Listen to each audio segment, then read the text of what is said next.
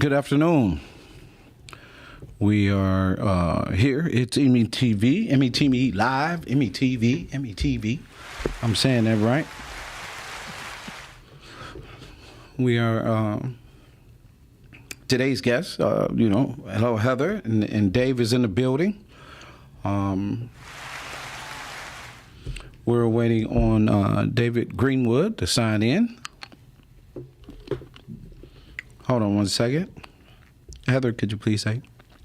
A good day, good people. It's so awesome to be here. I'm looking forward to the conversation today. I know our topic is how men can help stop violence, and kind of what that means to me.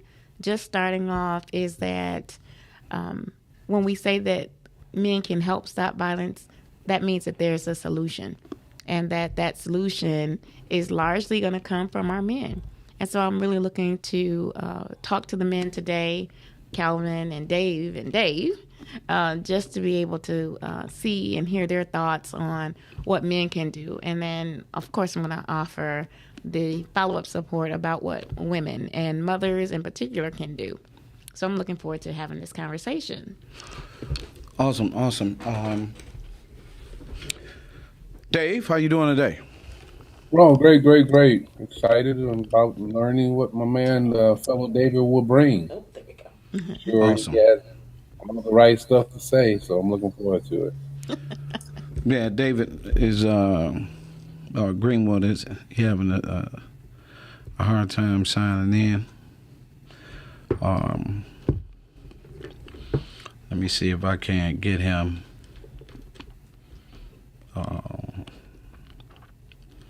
Get him in here.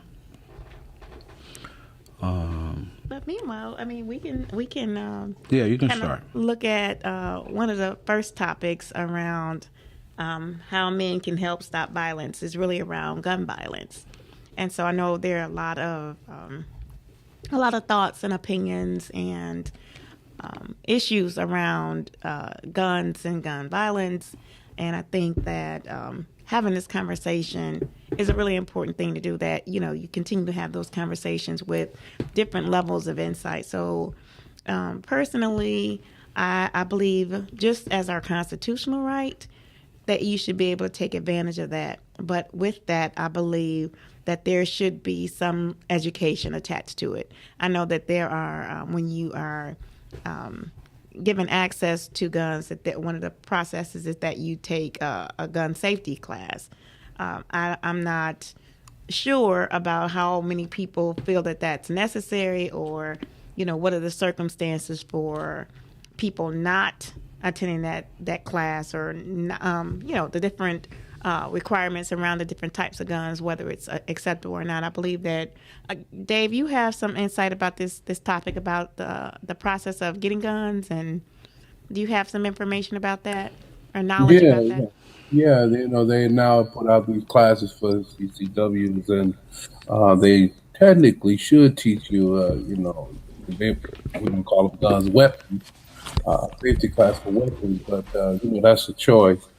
And I guess somewhere along the line, I don't know when this was passed or approved, when they started letting people have the CCW, at least here in Michigan. I know in Texas it was a little earlier. So it's important, though, that you get the gun safety class, because there are a lot of things to the weapon that people do not entertain, such as just putting having the safety on itself. Many Right. people lost their lives just because they didn't utilize the safety. I've And many children as well, right? Yes, I lost a dear friend's son to that. He had bought himself a weapon and actually was doing so well, had become a truck driver. And in the process of cleaning his own weapon, he shot himself. Oh, So wow. because he forgot about the round in the chamber. So Wow. gun violence is really significant. I'll be real brief on this. I've always had this philosophy because I live, breathe, and eat with my weapon in the military. I slept Hmm. with my weapon everywhere I went. My weapons, I should say, was Hmm. with me. I felt uncomfortable when I came out of the army and didn't have my weapon by my side. Right. However, I really believe that weapons are not your problem. Mm. Weapons are like alcohol. If you put it on the table and leave it there to sit there for the next 50 years, the problem is the people and not understanding the importance and the significance of a weapon. Mm. So, and that's something we have to look at and changing the hearts and minds of how people view weapons. Right. So I'm not a part of the group. I'm blocking the name up now, so I won't even hold it. But the individuals, everything is the Rifle Association. I'm blocking it now. But Yes. I'm not a part of that group. Who really fights for people to have the rights to use the weapon. Right. But I think it's important to recognize that even though you have a right, there's a right way to utilize weapons. And so the same laws I understand are not the same laws for what you do on your own property and with rifles, right? You could purchase that at Walmart. I mean, you can purchase a number of weapons at Walmart right over the counter. Yes. Yes.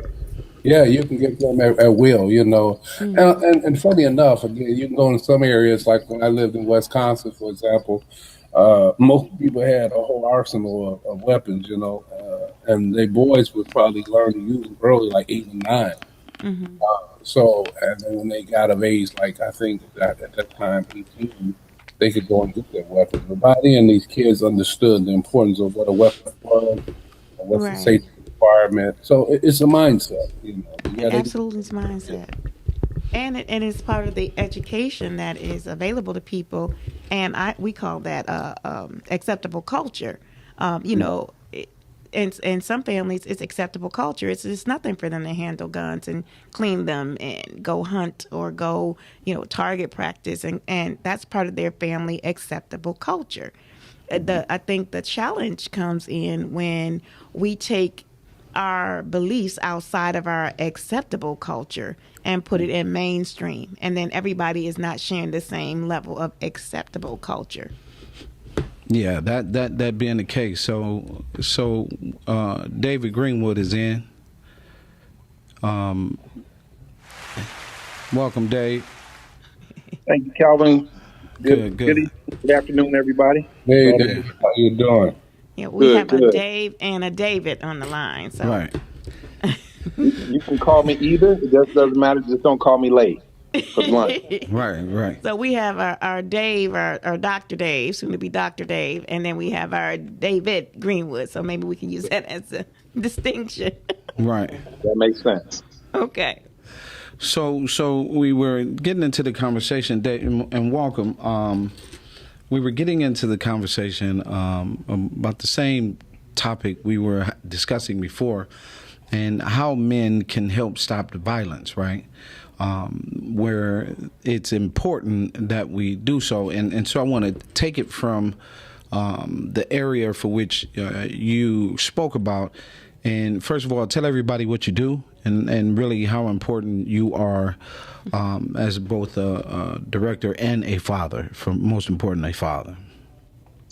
Oh, absolutely. Well, I'll start from that. I am a father of I'm a girl dad. I have a 17-year-old daughter.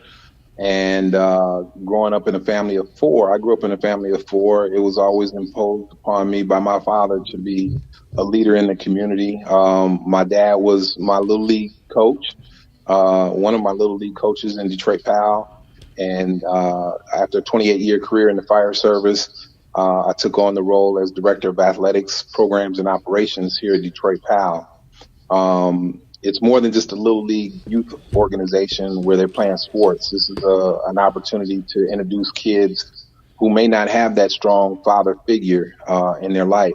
What I didn't realize at the time going through it, my dad served as a surrogate father or a surrogate positive black role model in many of my friends' lives that didn't have positive black men in their household. And so as I got older, I saw the importance of having that, as so many of my friends went in a different direction because of having lacking that assistance and that, what I like to say, that strong black belt that was always following behind my decisions as a child, as a kid, as a teenager. My father helped steer some of my decisions, and I later would grow into understanding the importance of making sound decisions and trying to do the very best we can. Because growing up in the 70s and 80s, as I think most of us did, we had a lot of potholes, and today those potholes are magnified into craters in terms of the things that our youth can get into that will sidetrack them forever. So I'm very happy and pleased and excited about the role that I'm in and the position that I'm able to share, with other black males in our community, and stressing the importance, like Calvin and I always talk about, the mentoring process. We're not just mentoring kids. We're really mentoring some grown folks that lack that male mentoring, coming up as kids in the city of Detroit. So I think it's important that we give back from that perspective and look at both, the black men that are out here as well as serving our youth. Awesome. Right. And so we're going to pick this topic up. And we moved it. We started out in gun violence as we were working to get you on. And Dave has said some things about, and they were having a discussion how easy it is to get guns, right? So moving past the gun violence, because we understand that the gun violence automatically impacts us across the board. As a matter of fact, as I was telling you before, in 2014 in the Men's Issue Conference, we discovered that black and brown males handle the guns more than anybody in the world, right? We impact each other in the gun usage more than anybody in the world. The other aspects about the gun violence, they were talking about access, how you can go into a store, go across the counter, you can get any gun, right? Because the right to bear arms, you can. It's a legal law. You can have a shotgun in the house. I mean, that's just the way it is. You're entitled to that. I'm sure there are some other laws that allow you to have firearms in the house to protect your family. But we, and this is between us, I wanted to have the conversation, because we've been having this, on how men can impact, how we can stop some of the violence. I know a lot of people do their thing. I don't knock the marches. I'm not knocking how, those types of things. I'm saying that just like this podcast, we're talking in terms of solutions. So, right, because who's being impacted? For example, David Patterson, what are some of the things you know about domestic violence? Well, I know that domestic violence usually stimulates from a lack of family unity. I know that domestic violence usually stimulates from a lot of underlying anger. I know that domestic violence usually stimulates from people not engaging in effective communication. I know that domestic violence has affected a mass amount of households because of that lack of communication. I know domestic violence has a tendency to go from generation to generation, and the list go on and on and on. So, with that being said, so domestic violence is another thing that we have to deal with, where men are both we're both applying and being affected across the board by domestic violence. Heather, is there something you'd like to add to the domestic violence? Well, one thing I think is important is that typically we have the mindset that it's an act perpetrated from men to women, but that is not always the case. There is also violence from women toward men, and I think that it does come from a generational influence. It comes from underlying issues. I call them strongholds that happen, and I see that women have a huge part of the responsibility of dealing with our strongholds so that we can help our families be healthy. Okay.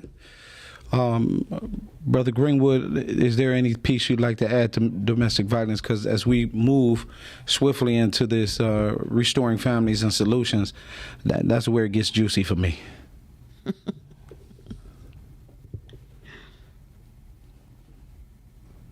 He's frozen for some reason. Okay.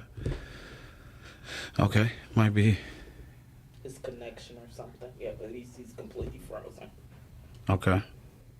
So, the one thing about domestic violence that I continues to come about is the anger, right, for which is applied. Like it's very spooky how we're able to isolate someone and then try to force them into a decision that the abuser themselves don't even realize what they're saying and doing. The only thing they're trying to do is control something because they lack a whole bunch of other things. And I've seen it on so many levels that it is spooky. But getting to coming down the pipe, we're getting to the restoration of families, right? As we, if we want, you're saying the types of domestic violence. Heather, if you can share that. Well, I mean, one of the ways that it's expressed, it can be used as a form of manipulation, but also that verbal abuse is a part of that whole domestic violence component.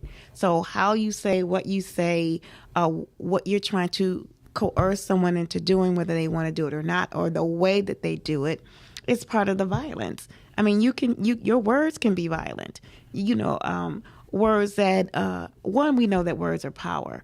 So how you use those words impact your children from the womb to birth throughout their lives. And there's been a lot of verbal violence that falls up under domestic violence. I think that, sometimes, we heard sticks and stones will break your bones, but words will never harm you. That is a falsehood. We know that if you're constantly barraged by words, negative thoughts, negative phrases, to be surrounded by that. And I'm just going to give you this one quick example. One of my favorite movies is The Golden Child with Eddie Murphy. And at one of the scenes that this child, who's supposed to bring love into the world, by the way, that he's surrounded by words. And the idea of surrounding him by negative words was to pull and to have him degrade himself so that evil could come into him. So they surrounded him by evil words. They chanted, they wrote it down. They were surrounding him with evil words. But he was able to be disciplined enough and committed enough not to take those words in. And our children don't have that type of discipline yet. They come into the world being open and receptive to everything that they're hearing. So the violence in our words, whether it's arguing, whether it's negative words or phrases, whether it's defaming someone or telling them that what they're not or not capable of, those are still forms of violence. You'll never be this. That's a form of violence. It's another way to take in a evil expression that can change the trajectory of our children. And I believe the violent words that have been spoken over our children in their lives from the womb forward is a part of the violence that we're seeing in our young people today. So I think that's one of the ways that together people recognizing their words. We had a whole season of The Secret and how the law of attraction works and speaking positive affirmations and mindfulness. All of those things are a new culture. Well, not so new, but a new culture, a new way to help people to reduce the amount of verbal violence that we're expressing toward one another. It's heavy. It's very heavy. And so, like, David has been dealing with this. So David Greenwood, if you can share what you're saying, and this is when we talking domestic violence, we're talking publicly, visibly, feels, you're seeing it daily. If you can share some of the things you have seen in the domestic violence form of words with parents and publicly. Yeah. Can everybody still hear me? I've had some technical difficulties there, but in the world of youth sports, we see a lot of that violence that you speak of. I'm getting some feedback here. You hear that? Okay. So we get a lot of negative affirmations and really combative conversations between our adults that are participating, their kids are participating in our programs. And so coaches are now at odds with one another. They're at odds with the parents, and parents are at odds with children. And it's a constant merry-go-round of conflict and verbal assaults on one another on a constant basis. We see that at Little League, and actually we're seeing it throughout sports now. We're seeing it all the way from Little League all the way up through the pro ranks of these negative, conversations and fights and arguments, and really, adults engaging in childlike behavior of name calling and things like that to agitate, to irritate, to instigate, further altercation. And social media has played a large part in this. On any given, weekday, we can, at Detroit PAL, Detroit Police Athletic League, we can monitor some of the interactions between these adults on social media, and we can almost anticipate where these altercations are going to occur based on the conversations that we're seeing, negative conversations and adversarial conversations that are being exchanged between parents and coaches. And so it's almost a negative cancel culture of, I'm going to destroy you verbally before you can, succeed. And no one wants to see anybody else win without them. And it's just a very adversarial conversation that's had over a period of a season for us. In particular, it's we see it most in youth football and cheer. You have to break someone down in order to build yourself up, and those are the negative things that I'm seeing with Detroit youth sports. So that in itself is tough, right? That's a tough the tough thing, right, for a kid, right? Because what happens is the kid. Now we just talking domestic violence. We're not looking at it in terms of the man on the woman or whatever. We're saying as the parent engagement domestically in front of their children, kids learn this behavior. It's the same thing we talking about when the kids getting dropped off to school. You can smell the weed coming out the car, right? That's, to me, that's domestic violence, right? When you are absolutely abusing and cussing your child out, they're not even 4 or 5. We were having this discussion earlier today, right, where you're punching a child and you're telling them they're not valuable and you ain't gonna be nothing. Or when we start labeling our boys that they're bad from the word go. Now, parenting is a teacher's job, and what is happening is that we no longer want to teach the very fundamentals that is needed, right? We don't no longer, because guess what? We're coming from unbalanced environments. And so because the unbalanced environment, it will lead to, the rest of this conversation will lead to that solution, but the unbalanced environment, verbal, the little boy, he's being cussed out, the little girl, she being cussed out, right? I remember a couple of years ago where I know someone who was, working in the field, and a parent comes completely across the field and cuss their son up and down the field, and he had been trained with us, and he said, hey, we don't do that to kids.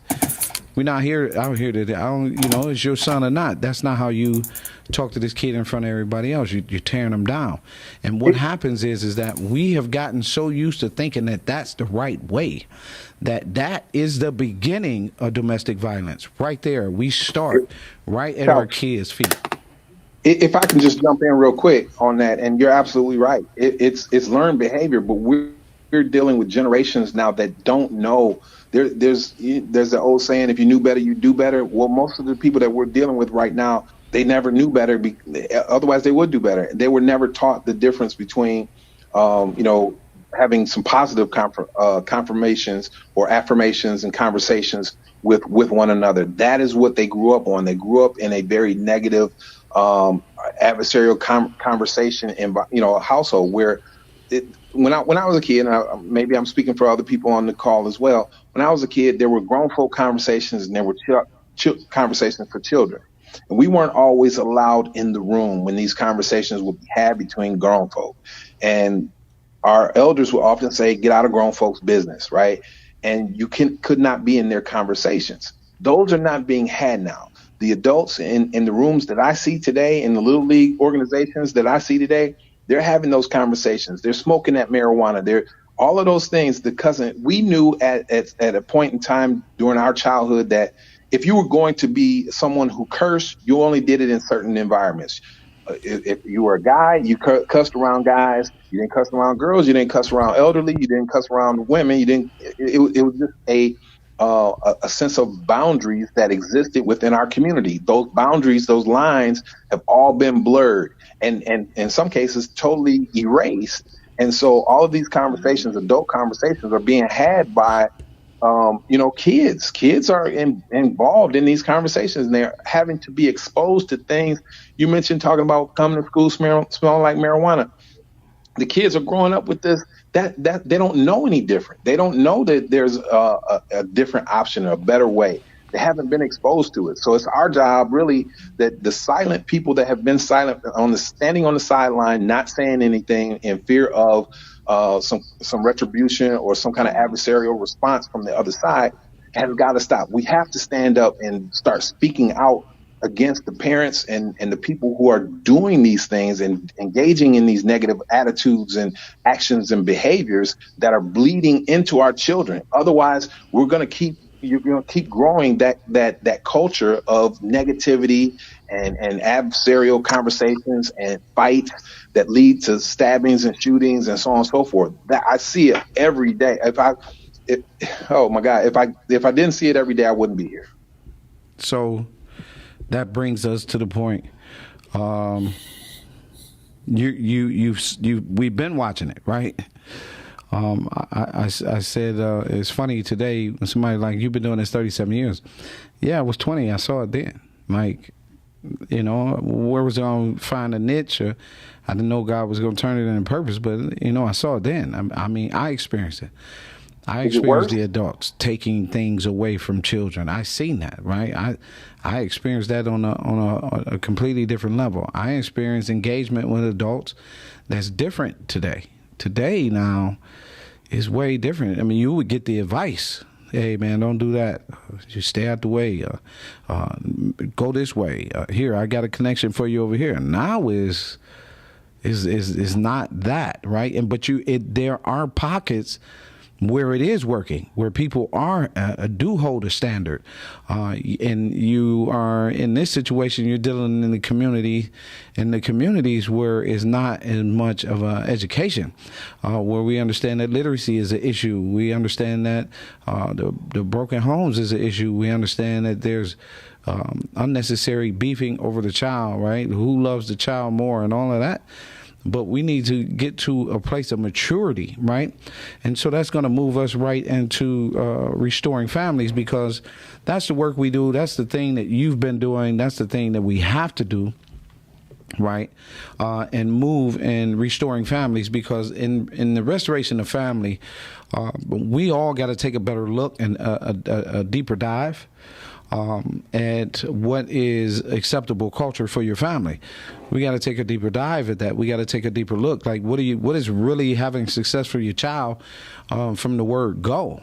And I think that's where we're missing it, right? Because, it's interesting that when, like you say, whenever we bring up the conversation black on black crime or anything like that, everybody's like, we the only ones that, understand that the violent crimes happens in 3 seconds, 4 seconds, 3 minutes, half a minute. Like, violent crimes happen quick, right? So those crimes are on the news. Plot out plans, deeply intricate plans. Those plans, those cases are on Dateline, right? 60 Minutes. You see what I'm saying? There's a difference in how who's being highly affected by this, right? So just a few points. That when you snatch a father out of a kid's life, and I'm going to be clear with this when I say this, David, and so you don't have to take this. This is just me speaking. I said it. I continue to say it, and I'm going to keep preaching it. That we got things backwards. When you remove a father out of a child's life, you expose them to every bad element the system has to offer. Period. Girl or boy. And to bring that all the way across the board and to its truth and its fact, the black male and the black female are the most incarcerated youth. Now we can blame that. We can say the system is sitting there, right? But for some strange reason, the kids over the last 37 years I had has avoided that process. So I'm trying to understand what is the difference, right? How can we avoid just that? The other part is, Heather, if you can take the setting the boundaries portion, because the acceptable culture is that's a hard pill to swallow. It's very hard to swallow. So let me step back and just so that we're on the same page about what we mean by acceptable culture. Acceptable culture is a mindset that begins at home, and it is the things that exist in your household that everybody seems to agree to in your household that then expands outside of your household, maybe your block, your workplace, your community, your school. It starts to expand and it starts to engulf more people. Now, the acceptable culture, it doesn't have to be negative or positive, but what we find is that those things that are negative seems to graft in more people. And so you can look at that, and when it's grafted in by a particular area or culture, it then is grafted in social media. It is then grafted in entertainment. So then it becomes more and more acceptable as it's exposed to more and more people. And so that works both on the positive side and on the negative side. So we have to embrace acceptable culture by setting boundaries and expectations. So those boundaries, and I know David mentioned this earlier too, we have to set those boundaries. And so who is responsible for setting those boundaries? I think those who are responsible for setting the boundaries are those who set the controls for certain environments. So you set the boundary as a school, but you set that boundary as a classroom. You set that boundary as a parent group. You set that boundary as what happens and if you have to put up signs to say, these are the things that are acceptable in this classroom. And you see that with classroom teachers, right? You see that on school grounds. When you come to school, so for those schools that have metal detectors, acceptable culture is to curb the idea of bringing in weapons. And so that's a way that we can curb acceptable culture. We have to speak to what we want, not what we don't want. We want safe spaces, so that we need to affirm safe spaces. We talked about using words as violence and being verbally violent. The opposite of that is the affirmations, the positive words that we pull and pour into others. So how do we combat that? We have to put something more positive in. When we see our boys or our girls going a different way, we have to pour into them the expectation, not what we don't want. Part of what we have to do is set that boundary by also setting that example.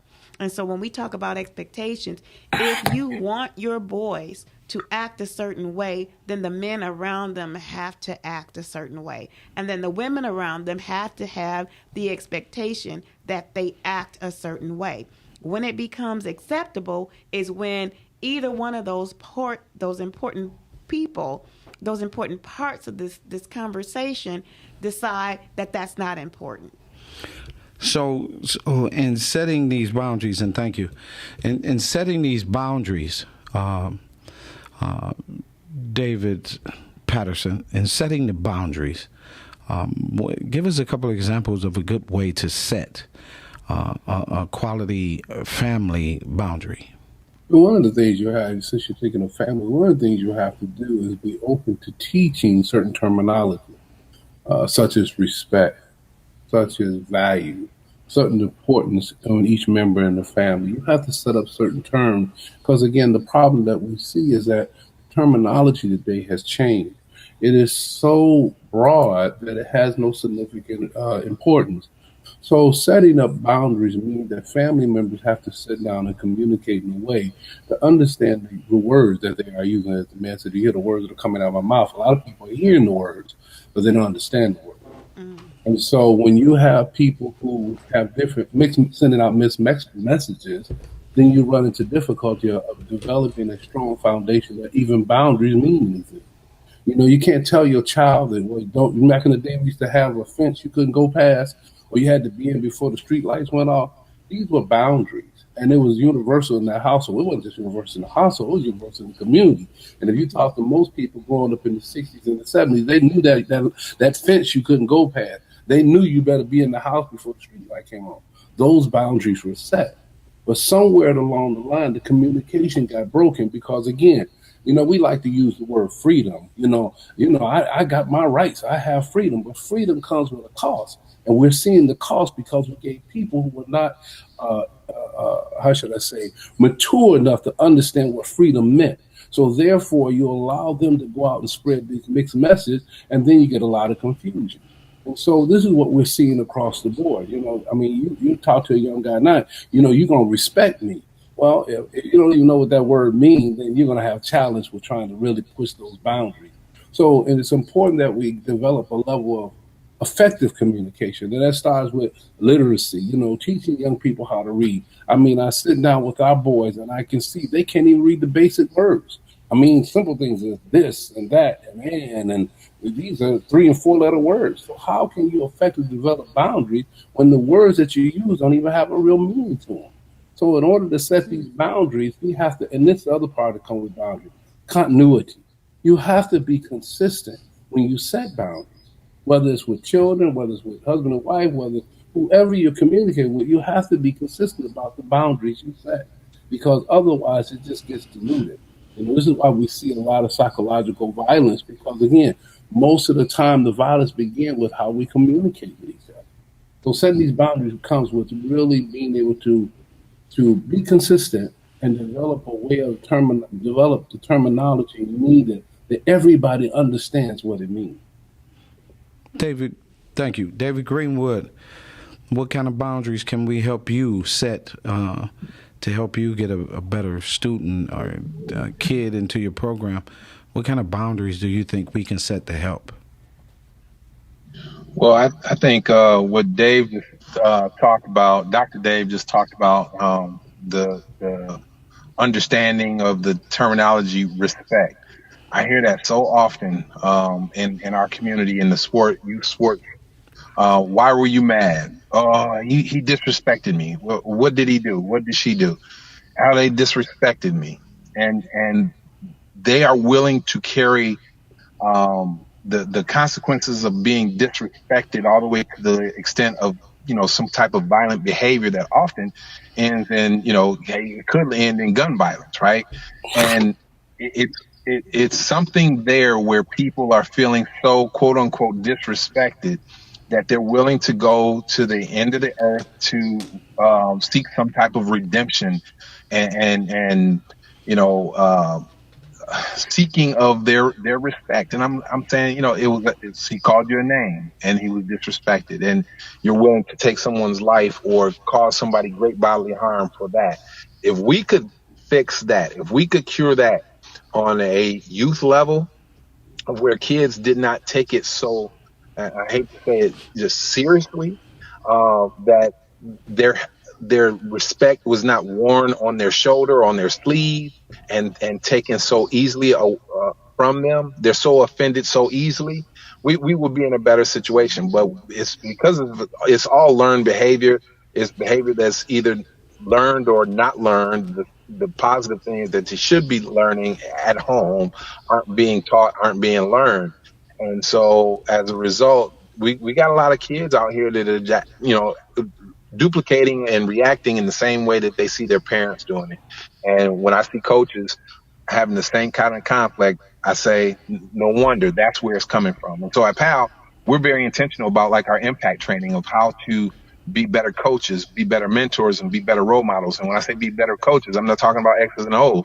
I'm talking about how they're viewed, understanding, getting them to understand how they're being viewed by our kids. There's nothing more precious than seeing a kid absorb the goodness out of an adult or absorb the goodness out of a situation and replicate it. Well, they're absorbing everything, whether it's good or bad. And you will see that mirrored behavior back and forth, whether it's good or bad, because kids will do what they see every day. And unfortunately, we have far too many of us, especially black men, there's black women that are doing negative things that are being absorbed by our children, and it's being repeated on a constant basis. So if we can fix that level of quote unquote respect, I think you'll do away with a lot of the senseless violence.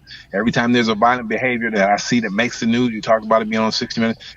Go to local TV, and every time, just first ask yourself, name one good reason why that happened, and you can't come up with one good reason. The only reason I can say is a self-defense type situation, but most of the time these are not situations of self-defense.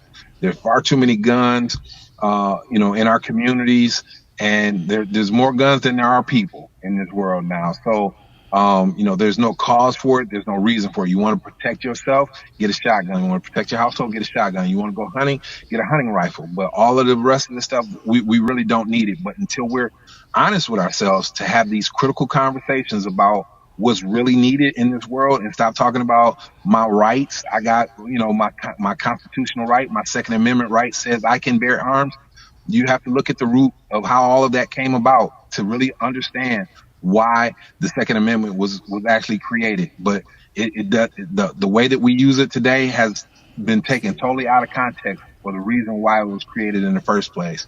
And so for me, it's really about looking at the black community, looking at the city of Detroit and the people that look like us, and saying, is this what is good for us? It's not good for us, but we continue to divulge and dig into and dive into this negative culture, this negative atmosphere, all of these disrespectful type of behaviors. And until we really have these conversations, nothing's going to change. So awesome. Thank you. What were you about to say? I want to say that we can't forget that we have tools on multiple levels to implement. So one is our prevention tools. Those prevention tools is what starts with new parent classes, how to be a mom, how to be a dad, how to deal with your newborn. Like you take and that's just funny to me because not a lot of people do this anymore, but taking the Lamaze classes to prepare for childbirth. The extension of that should also be the things that affect your child while your child is in the womb. Those things, that education is preventive, and we need to do more of that and teach more of that prior to a person giving birth. And it needs to go even more. Home economics was taken out of the classroom, was taken out of the school, was taken out of education for a lot of people, for a lot of school systems. But it's so key to our life skills and foundation. Like, we had to learn some basic things to give us value. When they removed those things from the schools, they also took the value of what you could do, what you were capable of. They've taken wood shop out. There's so many things that gave you a sense of value when you were growing up that were preventive in nature. So you had a chance. They've taken art out of schools. So now, what other things do you have to show you your value? So there's some preventive things that we can do. That's policy. We have an election coming up tomorrow. We have to vote. So we have to vote for those people who have the values that we want to see, who help us address the policy issues, not the personal issues that one person fell short this place in their lives. And now we're going to put that on. We need to have those people who are interested, those politicians, and I know this is a big ask, but interested in those people who are looking to help us put policy in place to help us restore families, not to separate them. And so we have to work in this preventive mindset, but we also have to work in this intervention. We have to be in the mindset of what we can do now to stop it. And so that is, again, changing what's acceptable in acceptable culture. We have to start moving toward those things. And then the final thing is, what are we working for? We have to have a goal in mind. So we're talking about, and Encourage Me I'm Young, we're talking about our goal being the restoration of families. And what that means for us is understanding boundaries, acceptable culture, and what the end goal is. We want our children to make it to a legacy. We don't want them to leave this existence at age 5 and age 11, which is high in suicide for our boys. We want them to see the fruits of their own joy. That is their children, their grandchildren, and we are losing our families. So I think that we're losing ourselves and in ourselves because we don't have an end goal. There's nobody focusing really on an end goal. We see that in how we treat our elders. We see that in what happens to our seniors. Who wants to go there? Who wants to be, mistreated and placed in a solitary environment where you're not connecting and you're not living life to your fullness? Who wants to live long enough to see that? So we have to look at our prevention and intervention, but also we have to look at that end goal. What is it that we want to see? Not just in this generation, but the next. And I think if we start focusing on a goal, a shared goal across communities, then we'll actually have some answers and we'll have the insights, we'll have the motivation to make the changes that are needed. But we have to have that end goal in mind. Thank you. So with that being said, these last few minutes, we're looking for the tips of solutions. First of all, I want to say we feel like we're ahead in this game. And so I'm going to invite you, David Greenwood, to become a partner to our Emmy National Respect Day for April 6th, where we have impacted thousands of students, and we could use a strong look and help, right? Because our Respect Day is about respect me, respect you, respect we. Reteaching respect is huge. We did it so much so that DPS then came up with an idea to do something different. We get the performances out of the kids, we get the community, and it rallies, and these kids feel much better, and instantly the environment changes. So that's one thing that I want to look at. I just want to add, and the change is because they feel value. They feel value. So the things that the art that has been taken out of school, they have an opportunity to express themselves, to be creative, and to create value and the message that they understand about what respect means for them and to them. They are telling us what respect means to them. And so we have to pay attention. And with that, we know that it is an impacted violence because the identity of the shirt from Respect Day is worn throughout that summer, and kids see each other in that. And it's a different interaction with our kids because what is happening is our kids are not just, we're reducing our kids consistently in our actions. The other thing is, what do we want to see differently? Well, we want to see two-parent households. We want to see healthy fatherhood and healthy fathers involved. We want the kids and the parents to know that around just knowing that this is their father, right? We want the men to know that they're very, very valued as a father, right? We need that to be a signature piece. But I'm gonna start with you, David Greenwood. Give us two things you'd like to see different and as our time is winding down. Give us two quick things that you'd like to see different from your community. Well, I would love to see, you kind of just spoke on some of it. I would love to see us value our elderly in a greater way, and I would love to see us emphasize the importance of respecting one another. So there's too many times that I see, our elderly being disrespected and not valued in our community. And so I would love to see that change. And I would love to see, us figure out a way to have our kids and our elders work in the same space. Awesome. David Patterson, two quick things that you'd like to see differently. Yeah, I like to see in the community and in the families, we teach safe and healthy relationships. But we teach effective communication with the social emotional learning programs, which life is emotional intelligence. and then create a protective environment where we would modify the physical and social environments in our neighborhood. I think those things are significant and start off about back in the day in the neighborhood. You knew your boundaries. You respected the people in the community, and they demand respect, but with a healthy level of respect, because they understood the importance of that word, not just something you shoot around, but something that had effective meaning. Awesome. Heather, two quick things you like to see differently. Oh, quick. So that's not very well for me. Okay, so one, I'd like to see us look toward the future as a community goal. I think if you have a goal that you're striving for and everyone is on one accord, then you can change the things that happen to reach that goal. So that's one. The second thing is that I would like to see more opportunities to add value to people's lives. And I think that starts, I actually believe that, I know it starts at home, but when you don't have that available, the one thing you have consistent is school. I think that will drive kids back to school, back to education, but there's some specific things that we have to upload in them while they're in that environment. So school and then legacy. Calvin, So, yes. real quick, Heather touched on something earlier about voting and what have you. It's nice to vote, but I wish we could get it out that when we vote for these particular candidates, that we begin to hold them accountable.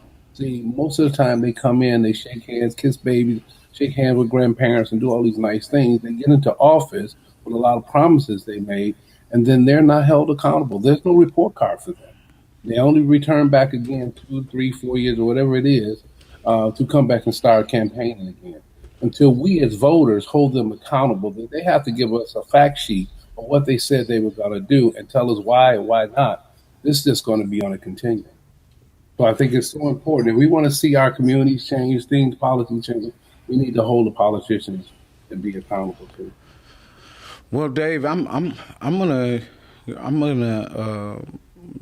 agree with you. But what I'm gonna say is some of our bigger problems in this process are the gatekeepers, and not just the gatekeepers, the people that get into these rooms and decide that they're only the nepotism and cronyism. It's a huge issue. But as far as things that we can control, the two things I most definitely believe we have to do. The very first thing as a community we have to value fatherhood, and it's very hard. I get it, is because centuries they put the mom and the voice above the father to reduce it to where it is. So my challenge is raising the value of the father where everyone, that's biblical, turning the hearts of the children to the father and the hearts of the father to the children. So that's one, right? For me, I think the number one standard we need to have is understanding how important fatherhood is.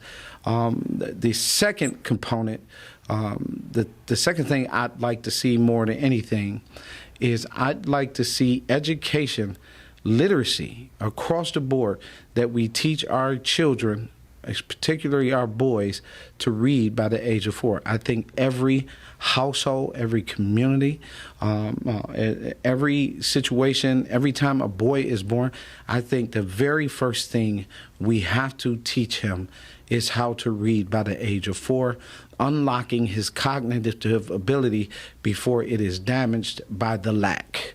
So those are the two things that I think are very, very important to shifting and restoring family, moving us to another level. And because we are down to the wire, you each have 30 seconds. We'll start with you, Heather. Where can they meet you, greet you, or see you? Of course, we got an event next Monday. We're bringing in Andre Nichols to talk about the state of education. That's going to be an impactful show because Andre is going to bring the information that we always want. Heather? You can reach me at yourinspiredjourney.com, or you can reach me by phone at 313-759-7855. Brother Dave Patterson, where can we reach you at? You can reach me at David FMAM, which means For Men About Men, Patterson, at Facebook, FB, or you can reach me at DROME7, DROME7 at yahoo.com, or by phone, 608 343-0875. So, David Greenwood, we appreciate you coming on, man. Tell everybody where you can be seen, greeted, and meet, and can get in contact with you, brother. I really appreciate you for coming on. Oh, it's no problem. Glad to be here. You can reach me anytime at D as in David Greenwood at DetroitPal.org. That's D Greenwood at DetroitPal.org. You can reach me by phone at area code 313-833-1600, extension 245. That's at the corner ballpark down at 1680 Michigan Avenue, Detroit, Michigan 48216. Thank you. Thank you all. So one of the things that we often talk about since we've been doing this podcast, you'll be able to go back. We have not shifted our direction. Our direction is every bit of solution, and everything that we talk about is to the restoration of family. We will increase our audience. We are moving toward another level. But I got to say this, until we decide that the child is just as valuable, then the man will become valuable, then the husband will become valuable, and then the father will become valuable, and then our families will be restored to its proper order. We have lost our way in many ways when we think, he's just a father. There's so much you lose in that. And so I'm saying to you as I speak, because I know I'm not getting off this horn. I'm going to keep blowing it. I'm in front of your house blowing a horn. I know you're coming out, but that's me on the horn leaning and telling you, the father is very, very important into stopping this violence. And back in the day, we used to call them softback. They used to say so many words back in the day about men is just crazy. All men are valuable, and we can help you as well get who you need to be and be who you need to be and see things differently. If you're interested, hit us up. We're looking for more men. We're going to be in 3 locations mentoring in 2023, and we need more fathers who are willing to step up and help these boys. With that being said, God bless you and encourage me. I'm young. Please put your family first.